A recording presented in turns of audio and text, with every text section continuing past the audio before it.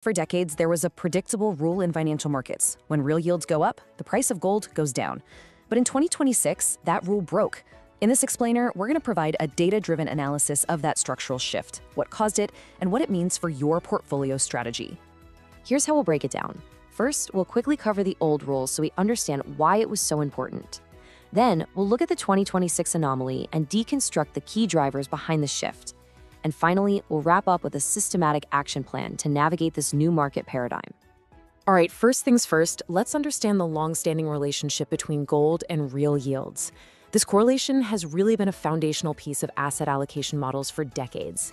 The logic was always pretty simple and pretty powerful.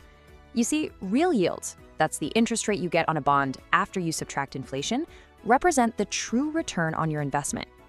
Now, gold doesn't pay you anything to hold it. No interest, no dividend. So when real yields on government bonds went up, holding gold became less attractive. The opportunity cost, what you're giving up by not owning that bond, gets higher. So naturally, investors would shift their money out of gold and into assets that actually pay them, pushing gold prices down. This inverse relationship was a bedrock principle. Okay, so that's how things used to work. Now let's examine the event that really challenged this entire framework. In 2026, the market started playing by a new set of rules, and it caused a major paradigm shift. And this brings us to the central question of our analysis today. If a relationship that has held true for decades suddenly just stops working, it has to be signaling a huge structural change in the market. So what exactly happened in 2026? And here you can see the paradox right in the data. In 2026, both 10-year real yields and the price of gold went up at the same time. According to all the traditional models, this is a flat-out contradiction. One should rise, the other should fall. This divergence was a clear signal that a new, more powerful factor was driving the price of gold, something that was completely overpowering the traditional effect of real yields. So understanding the why behind this shift is absolutely crucial. What new force entered the equation? Well, the data all points to a primary driver that fundamentally repriced gold's role in a modern portfolio. And that force is the geopolitical risk premium. This is no longer about opportunity cost. This is about capital preservation. When investors perceive rising structural risks on the horizon, they're willing to pay a premium for safety, even if that asset doesn't offer them a yield. Gold's function basically shifted from being an inflation hedge to being a direct hedge against systemic instability. And we can actually quantify this shift. Our analysis indicates that in 2026, a persistent risk premium of about $200 per ounce was priced into gold. And this premium was driven entirely by factors outside of the usual interest rate calculations. This premium wasn't about a single event, but really a culmination of several persistent structural issues.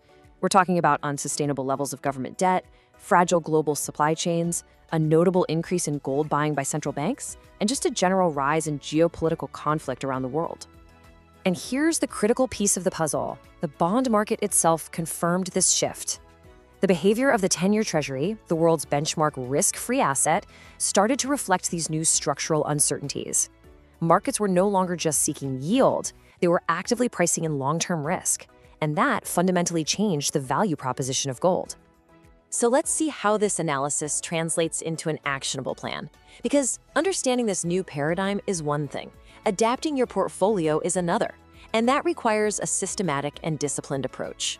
Based on this new dynamic, a strategic allocation to safe haven assets is now recommended. A 5 to 10% allocation of the total portfolio to gold can provide a really meaningful hedge against these structural risks without totally sacrificing the growth potential of your core portfolio. Now, the implementation of this strategy should be straightforward and rules-based, not emotional. First, establish a target allocation within that 5 to 10% range. Second, use highly liquid, low-cost exchange-traded funds for efficient exposure. And third, rebalance on a quarterly basis. That discipline ensures you maintain your intended hedge through all the market's ups and downs. For execution, two of the most liquid and cost-effective options are the SPDR Gold Shares, ticker GLD, and the iShares Gold Trust, ticker IAU. These instruments give you direct exposure to the price of physical gold bullion. This quote really captures our thesis perfectly. The market has moved beyond a simple calculation of yield. In a world defined by persistent uncertainty, the value of a true safe haven asset like gold is being viewed through a new lens, one that prioritizes capital preservation.